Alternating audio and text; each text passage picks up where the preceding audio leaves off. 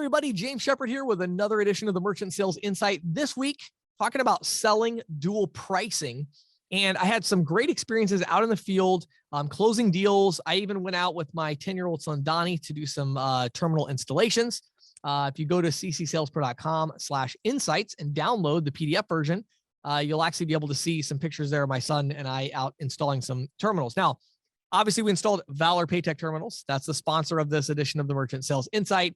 And so you can go to valorpaytech.com to learn more about their processor agnostic version. So a couple things I covered in this edition. I want to go through them real quickly. So we have kind of the video version for you. But again, this is not exhaustive. I always warn people when I put these videos out, the Merchant Sales Insight is a weekly e-magazine. So it's a publication. So the best way to absorb that is either, go to ccsalespro.com/insights, click on the edition, either listen to the audio version, which is like an audiobook. It's like the entire thing. I even add a little bit more in there, and or download the PDF and read it. You're going to get a lot more out of that. But at any rate, let me give you the highlights real quick. So first of all, what is dual pricing?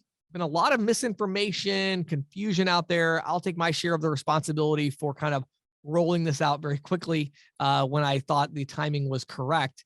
But there's been a lot of confusion about it. So let me be clear.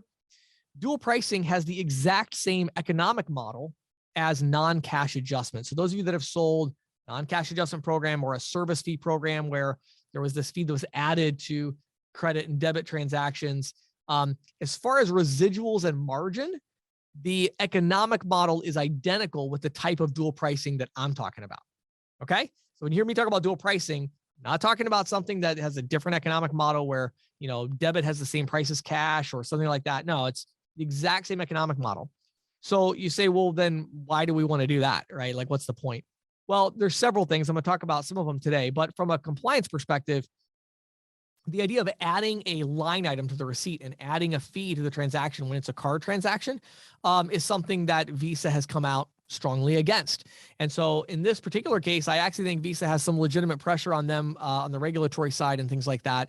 And I believe we should do our best to come up with programs that are going to meet our needs, meet our merchants' needs, but also be considered compliant by the card brands and others. And so by establishing a cash and a card price and by figuring out which price the customer wants to pay before we run the card through the terminal, that's going to help us out. So you say, well, James, what is this dual pricing? I want to get a deep dive. Go back and listen or read the edition I did for the Merchant Sales Insight on the case for dual pricing. But the idea is really, really simple. You're going to have a terminal there. The merchant is going to key in the cash price into the terminal.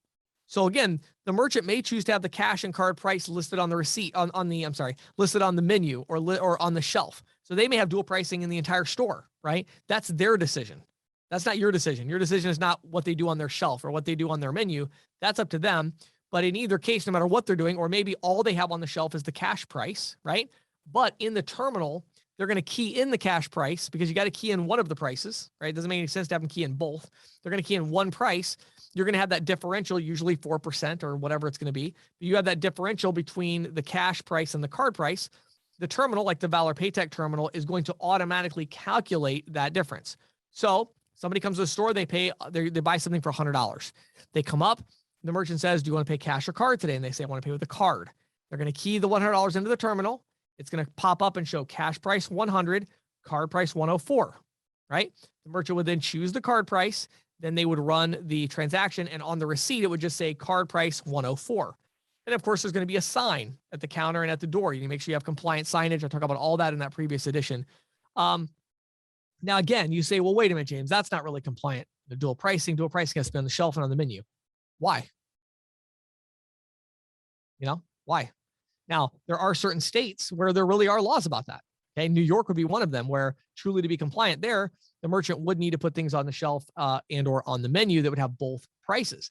But there's a lot of states that don't have laws like that.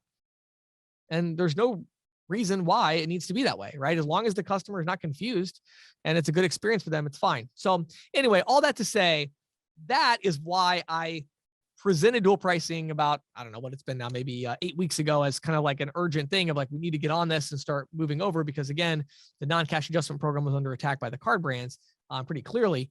But now that I've actually been out in the field selling it, I kind of wish I would have been selling it this way all along because it's just a lot easier. And that's really the main thing that I wanted to just talk to you all about today for just a minute. So selling dual pricing.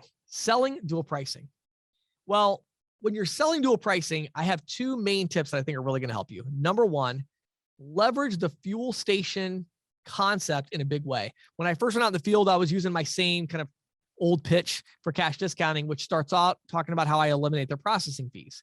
And my goal with that is to generate curiosity and questions. And so they're usually saying, well, what do you mean? And how does that work? And everything. Well, what I found out, and again, I'm in rural Pennsylvania, not quite as competitive as some of your markets, but I found pretty quickly I could actually didn't even need to go jump through all those hoops. I could just dive right into it. Because, I'm doing small talk and how it always goes. The merchant says, well, what do you do? Or how can I help you or something? And I say, have you ever been to a fuel station where they had a cash price and a card price? And they'll say, yeah, sure. If they're really nice and they seem like in a good mood, I continue. If they seem a little bit uptight about it, I say, why do you think they do that? And we have a conversation about that. Then I dive into the rest. But usually I was like, okay, good. They'd say, yeah, sure, I've seen that. Okay, great. I said, well, what I do is I help businesses implement that same thing that are not fuel stations. Okay. So you may not realize it, but with some of the changes that have been made to some laws and court cases and regulation and all of that, you can actually implement that in your business. And what's great about that is whatever your current price is, we can make that your cash price. And then I have technology that will help you to implement at the point of sale to implement a card price that's a tiny bit higher than the cash price. My company just collects that tiny little difference between the cash and the card price. We use that to offset the cost of processing. And so let's call it dual pricing. It allows you to have a cash and a card price. And this is something, of course, has been going on for decades that, fuel stations have done. Consumers are used to it. So I'm just curious if that's something you'd be interested in exploring, if that minute would eliminate your payment processing expense as a result. And I got a really good response to that. The second tip I want to give you, though, is about the objection. So obviously the big hurdle to selling cash discounting or dual pricing or surcharging is my customer is going to be upset. Well, I talk a lot more about this in the edition, so I'm not going to dive into a lot of depth, but one little tip I want to give you is use some psychological stuff to your advantage. Again, going back to this fuel station as kind of the thread that ties your pitch together. Use some psychological things before they even give you that. So notice when I did my opening a minute ago, I talked about how this has been done for decades. Remember? Oh, this has been done for decades. Consumers are really used to it. One of my favorite lines I started using was, one thing you can be sure of, just about every consumer that walks in the door has at one point paid a slightly higher price for gas because they used their card and they accepted it. Does that make sense? And they'll say, yeah.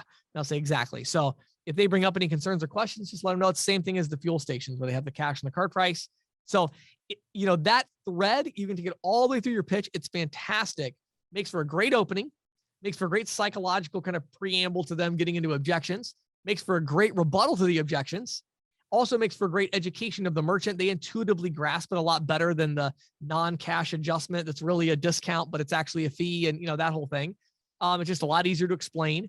And when they explain it to the customer, it's a lot easier for them to explain it to their customers without having any issues. So again, if you haven't done so already, check out Valor Paytech. Some of you are like, well, I would love to offer dual pricing, but I don't have that yet.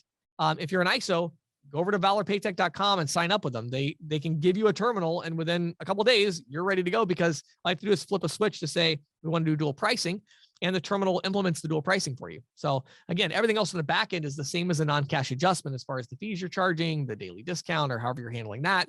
It's just a matter of kind of display on the terminal and a more compliant signage, receipt print, all of that kind of consumer experience.